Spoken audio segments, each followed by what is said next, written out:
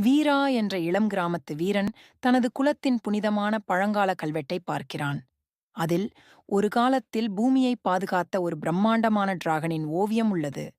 அந்த டிராகன் ஒரு மலைக் குகையில் உறங்குவதாக ஒரு பழைய கதை.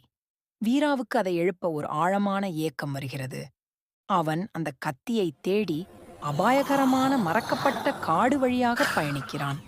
அங்கே அவன் மாயையான ஆவிகள் மற்றும் விஷத் தாவரங்கள் நிறைந்த ஒரு சோதனையை சமாளிக்கிறான். காட்டில் வீரா ஒரு ஞானமுள்ள வயதான சாமியாரை சந்திக்கிறான். அந்தச் சாமியார் டிராகன் எழுப்பப்பட்டால் அது பூமியை காப்பாற்றுமா அல்லது அழிக்குமா என்று வீராவுக்கு ஒரு புதிர் வைக்கிறார். வீரா மலைக்குகையை அடைகிறான்.